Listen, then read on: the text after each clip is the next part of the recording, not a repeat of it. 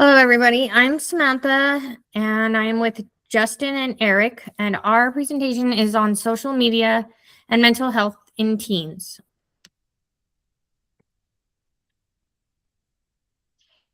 In this presentation, we are going over the two articles we have researched that show a correlation between social media use and depression and anxiety in teens. We have found strong evidence that shows continued overuse of social media creates more depression and anxiety starting in early to late teens. For this presentation, we researched two articles. In the first article, it was a research done on 565 Australian adolescents and young adults over 5 years were taken to study the effects of social media on youth. Young women with heavy social media users and people with already higher anxiety symptoms had elevated levels of appearance preoccupation at the start of the study. These levels remained high during the study. The men who used social media less had few emotional symptoms and lower levels of appearance preoccupation at the start. However, the levels had increased over time.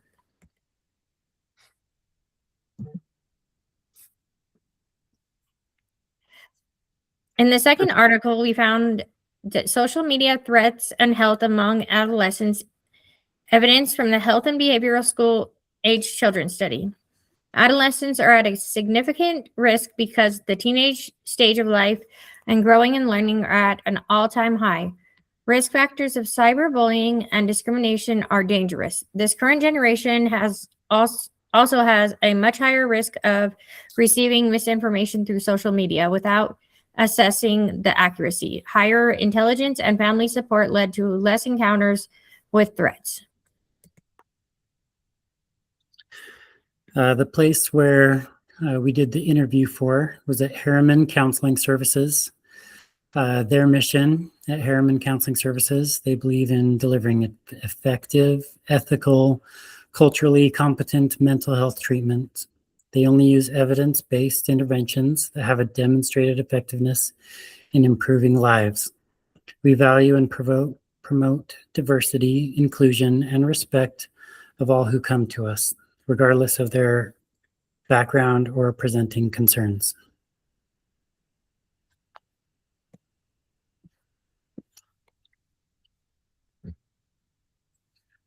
Cody Shipley, MSW, was the therapist interviewed, and Cody works with teens 16 on up, adults and couples, helping them move through life's challenges with greater confidence and clarity.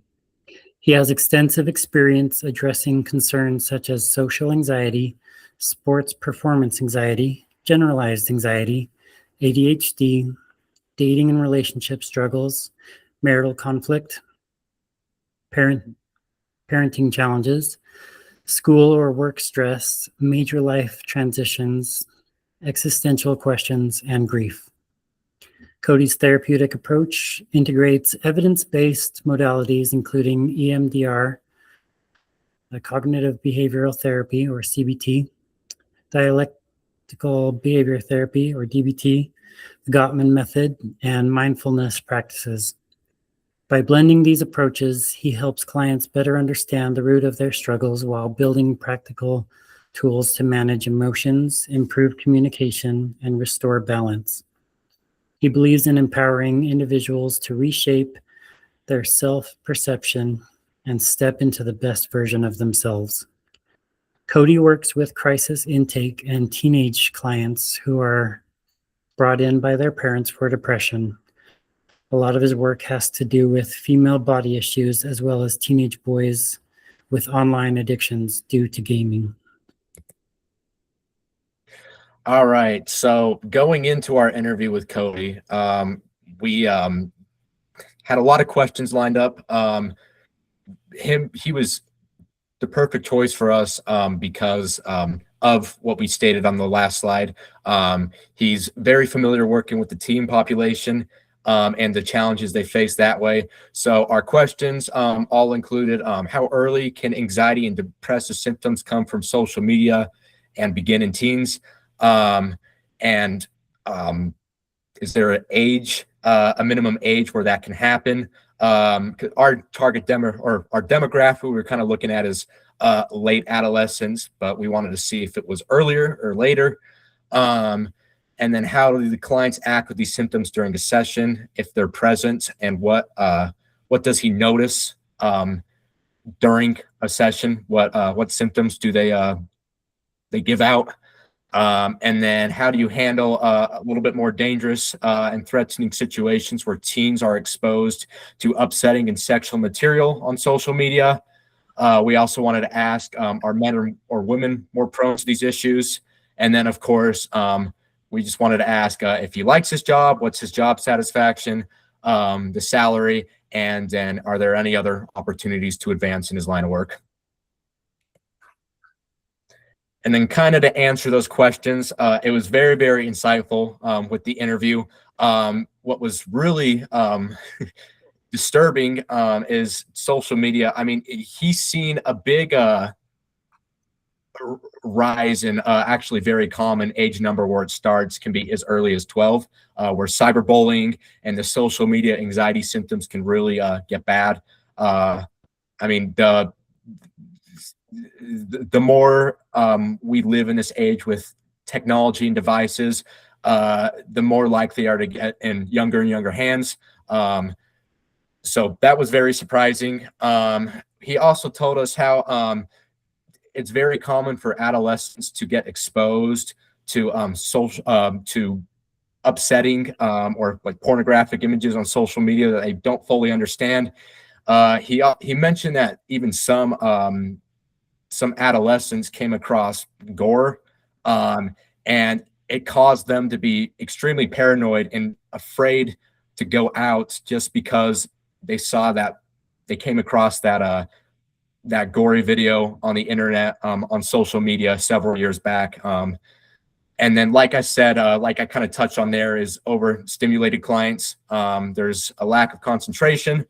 And he also mentioned, which is kind of interesting, that people born after 1996 are known as the anxious generation. He cited a book called The Anxious Generation, just talking about how this is really when devices started to blow up, when the digital age was really starting to peak, which is why they're the anxious generation. Well, that's one of the many reasons. And then when we asked about who's more susceptible to these issues, he kind of said, obviously, they both have their different challenges on them that are a little bit more unique, and not all the same. And he said that males have a little bit more difficulty with video games and pornography. And then females are more prone to body dysmorphia on social media than men. He did say that can happen with men with body dysmorphia. And he actually mentioned the current fitness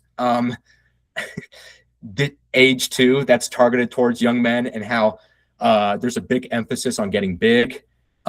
So it's present for men there, but he did mention that it definitely is more relevant with females, the body image issues.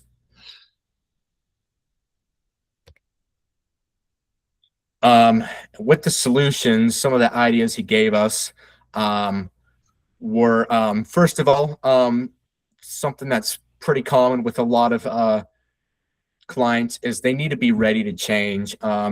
He said the problem with social media is just the dopamine rush you get from it. It's so addicting, and it's designed to be very likable. And many of the adolescents that come in aren't ready. So sometimes the best approach he said he needs to take is just education. As simple as it is, it's really the only thing he can do until they're fully committed.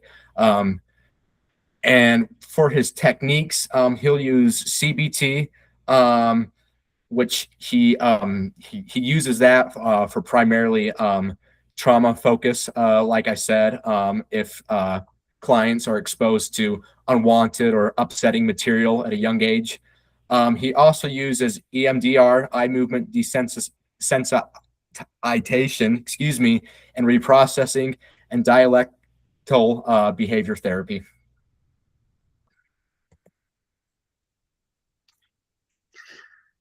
So he mentioned the salary and advancement opportunities. Cody works under a private organization, going between 60 to 80,000 a year. But he says you can make more in a private practice. You can earn anywhere from $55 to $60 a session. Advancements can include opening up your own practice, which can include six figures.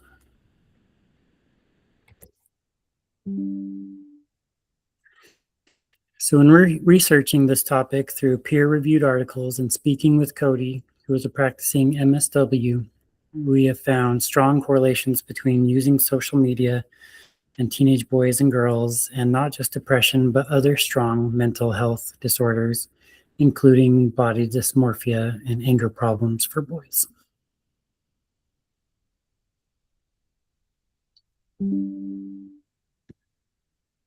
The one other thing I want to mention too, that we found, which is interesting, which Cody mentioned too, is that